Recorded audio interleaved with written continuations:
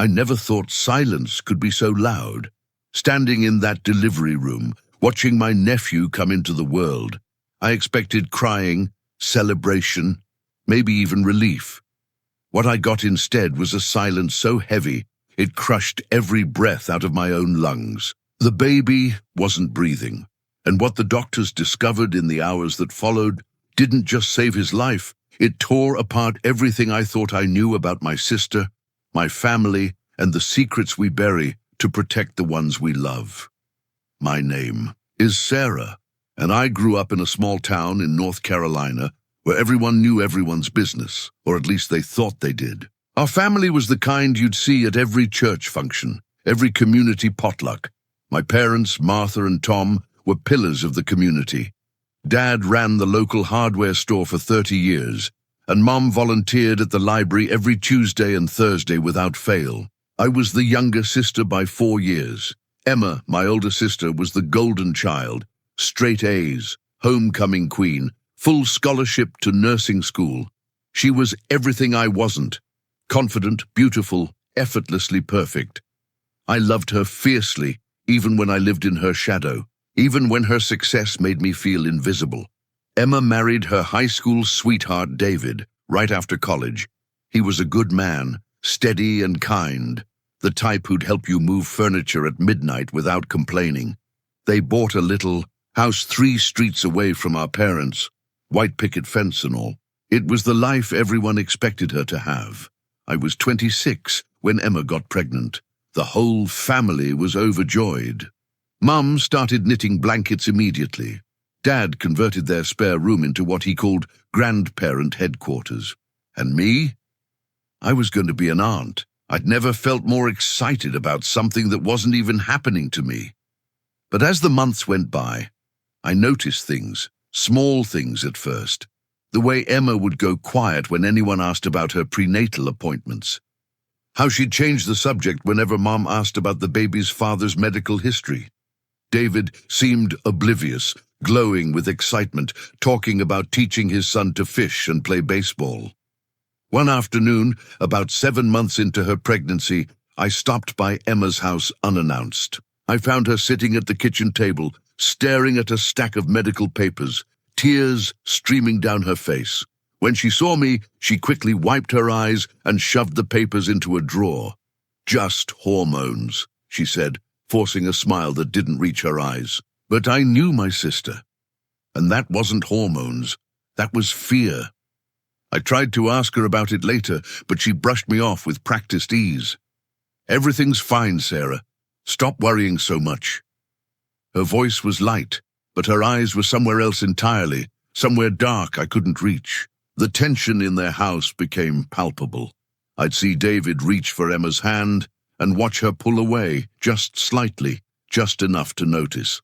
At family dinners, she'd pick at her food, lost in thoughts she wouldn't share. Mom attributed it to pregnancy anxiety. Dad said first-time parents always got nervous, but I felt it in my gut. Something was terribly wrong. The call came at 2 in the morning on a Tuesday in March. Emma's water had broken 3 weeks early. David's voice on the phone was electric with nervous energy. "It's happening, Sarah. We're heading to the hospital now." I threw on clothes and drove through empty streets, my heart pounding with anticipation. I'd never been present for a birth before. I imagined myself holding my nephew for the first time, seeing Emma become a mother, watching our family expand in the most beautiful way possible. The hospital was quiet at that hour, just the hum of fluorescent lights and the distant beeping of machines. I found David in the waiting room, pacing. "They said it could be hours," he told me, running his hands through his hair repeatedly. "She wanted you here. She specifically asked for you." That surprised me. Emma and I were close, but David was her person. Why would she need me there? 4 hours later, a nurse came to get us. "It's time," she said simply. I'll never forget walking into that delivery room. The lights were bright, almost blinding. Emma looked small in that hospital bed, vulnerable in a way I'd never seen her. Her face was pale, streaked with sweat and tears. When she saw me, she reached out her hand. "Stay," she whispered. "Please stay." David was on her other side, coaching her breathing, telling her she was doing great, that their son would be here soon. And I stood there, holding my sister's hand, feeling the strength of her grip, the desperation in it. The baby came at 6:47 in the morning. I watched the doctor lift him up, this tiny, wrinkled, perfect little human. But something was wrong immediately. The baby wasn't crying, he wasn't moving. His skin had a grayish-blue tint that made my stomach drop. "He's not breathing," the nurse said, her voice sharp and clinical. Suddenly the room exploded into controlled chaos.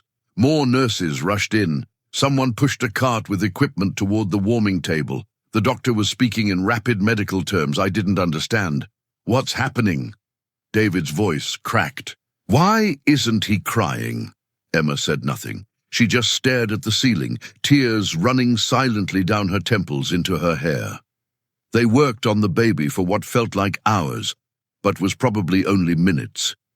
I watched them suction his airways, place a tiny oxygen mask over his face, listen to his chest with a stethoscope, and then I heard it, a weak, mewling cry that was the most beautiful sound I'd ever heard.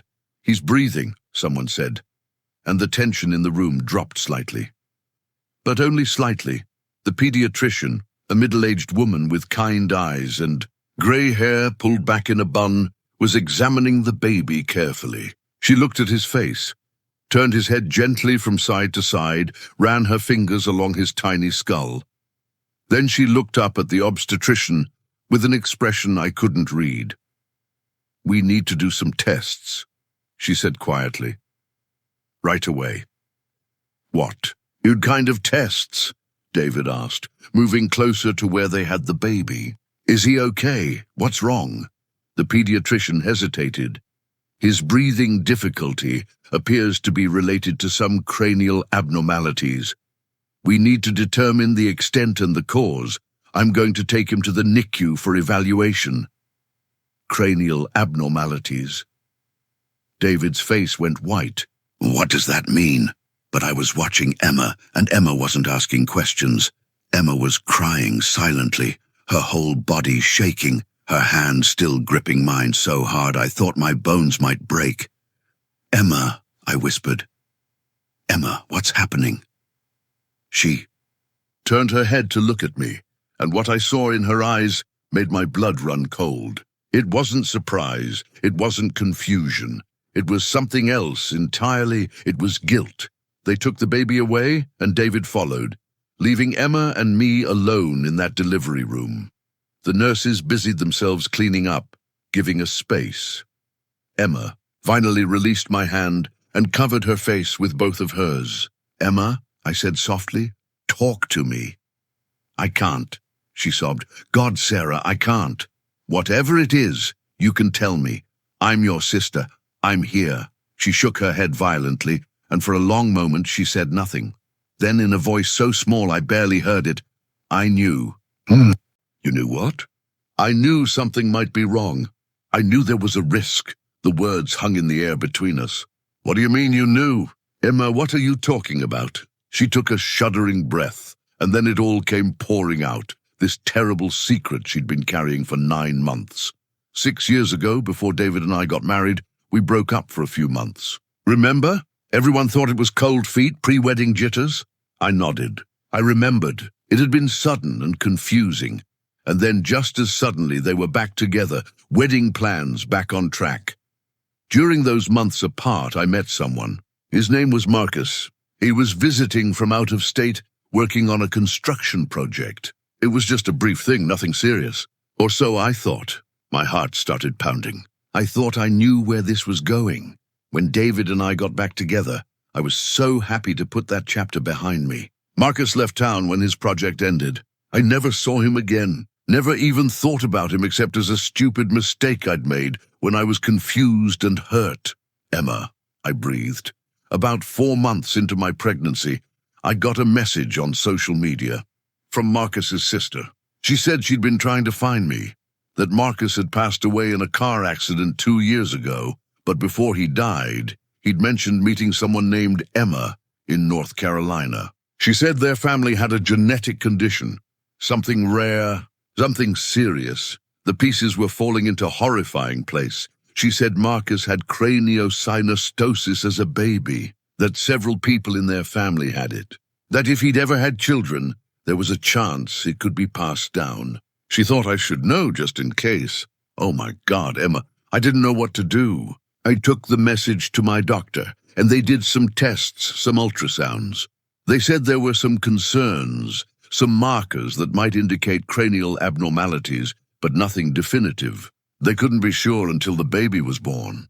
And they asked me about the father's medical history. She was crying hard now, gasping for air between words. And I lied, Sarah. I lied to everyone. I told them there was nothing to worry about. Because if I told the truth, if I told David that there was even a possibility that this baby wasn't his, that I'd been with someone else, that our perfect life was built on me hiding this stupid, meaningless mistake, I couldn't do it. I couldn't destroy everything. So I just prayed. I prayed so hard that the tests were wrong, that the baby would be fine, that I could just move forward and never have to tell anyone the truth. I felt like I'd been punched in the stomach. Emma, you've been carrying this alone for 5 months? I was so scared, Sarah.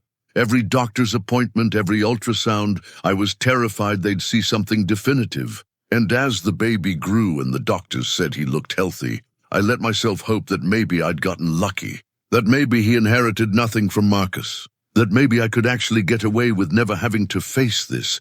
But you didn't get away with it. No, she whispered. No, I didn't. We sat in silence for a moment. Then I asked the question I wasn't sure I wanted the answer to. Is Marcus the father? I don't know. The timing. It could be either of them. I never let myself think about it too hard. I just told myself it was David's baby.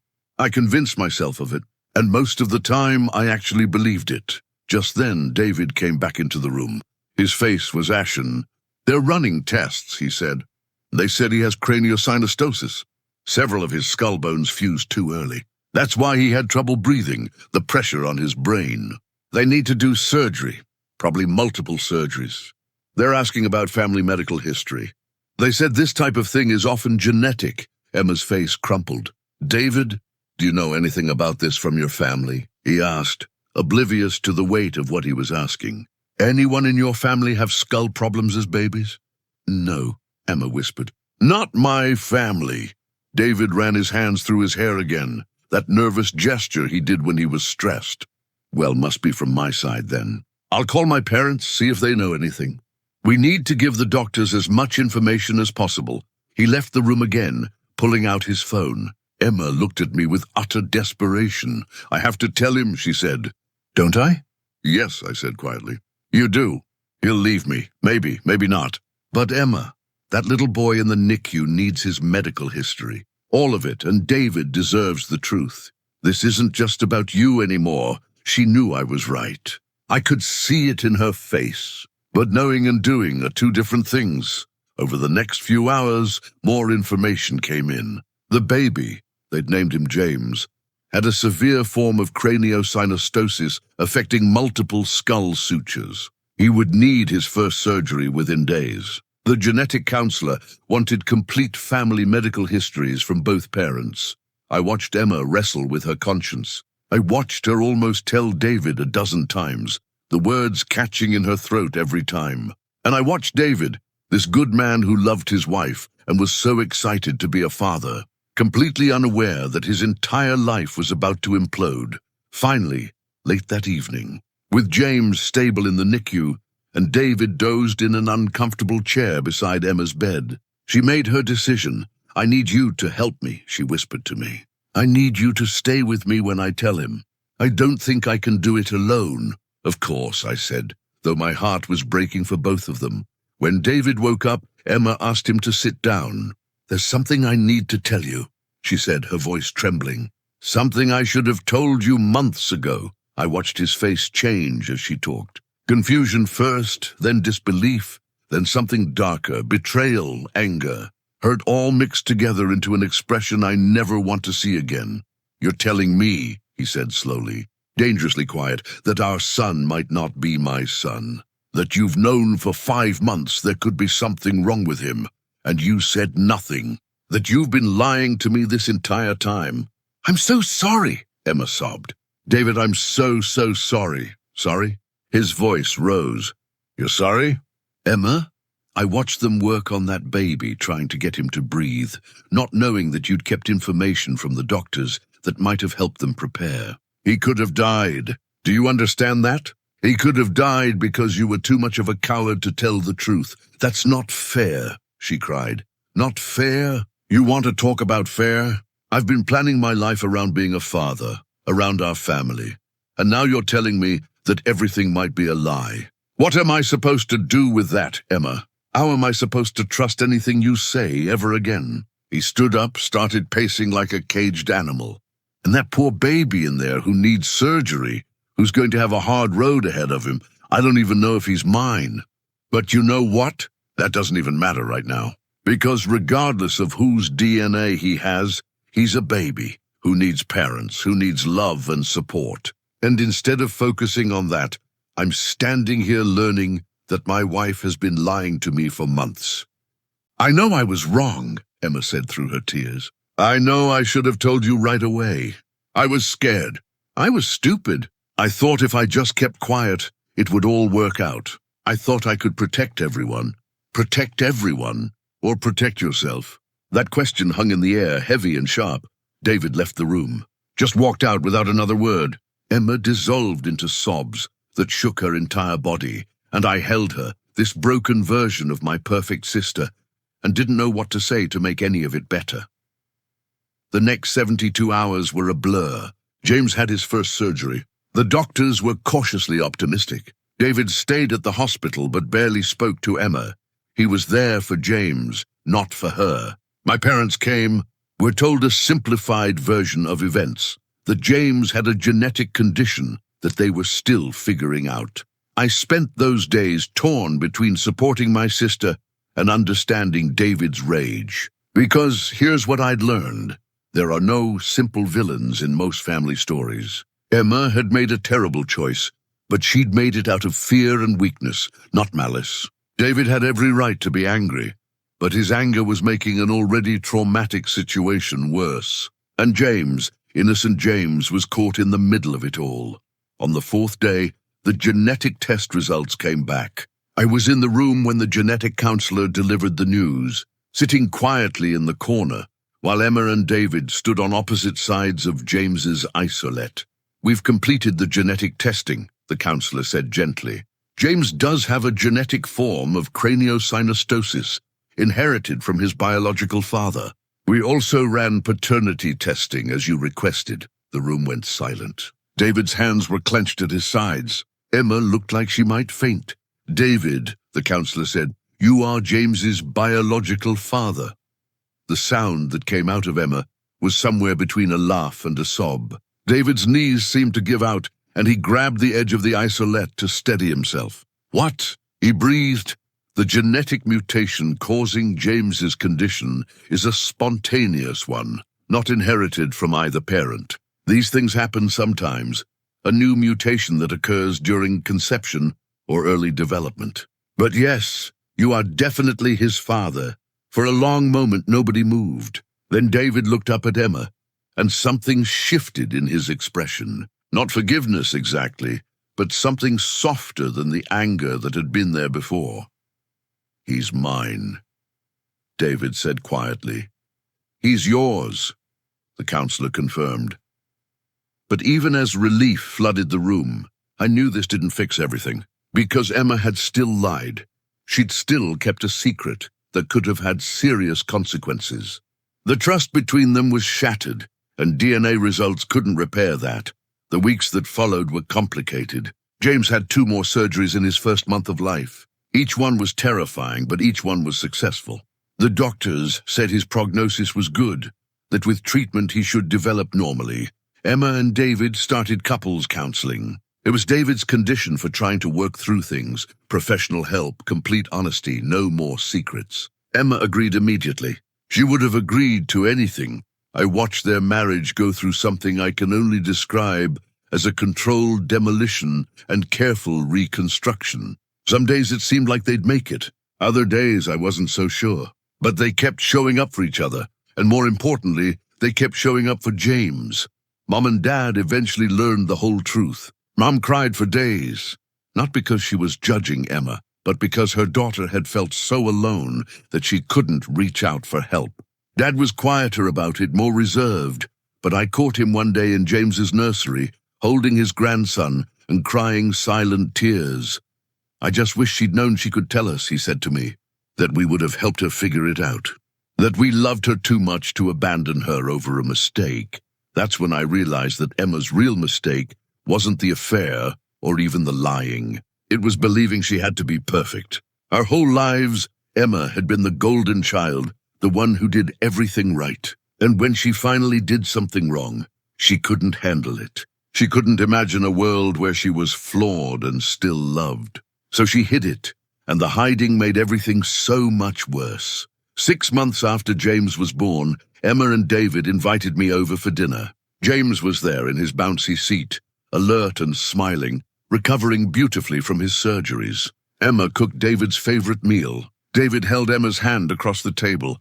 "We wanted to thank you," Emma said to me, "for being there, for not judging me, for helping me find the courage to tell the truth, even when it was the hardest thing I've ever had to do. I'm your sister," I said simply. "That's what family does." "Not always," David added. "I've learned that this year. Family isn't just about showing up for the good times. It's about showing up for the ugly, messy, complicated times too. It's about choosing each other even when it's hard." He looked at Emma when he said it, and she looked back at him with such gratitude and love that I had to look away. "Are you guys going to be okay?" I asked. They looked at each other for a long moment. Then Emma said, "I think so. We're not fixed. We may never be what we were before, but we're building something new, something more honest. And that has to count for something." David nodded. "The counselor said that sometimes marriages have to break apart before they can become stronger." I didn't believe her at first, but I'm starting to.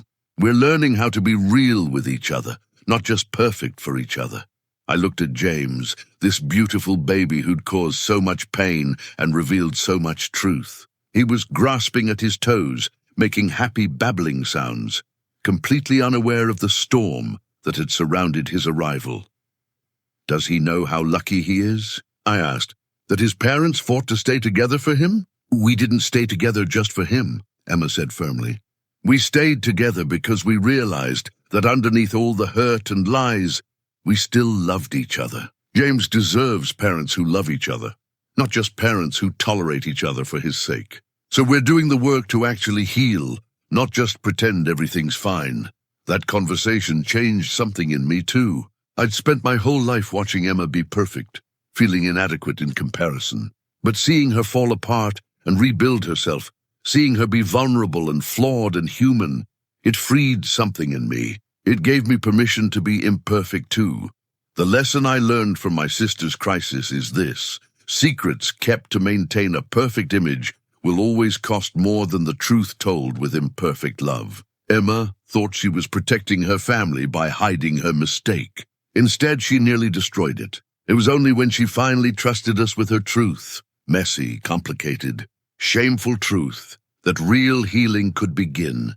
We live in a world that demands perfection, especially from women, especially from mothers.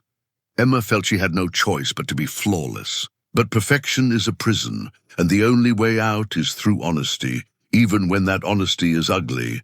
A year later, James is thriving. He'll need a few more surgeries as he grows, but his doctors are confident he'll be just fine. Emma and David are still in counseling, but they're also laughing again, planning for the future, slowly rebuilding trust brick by brick.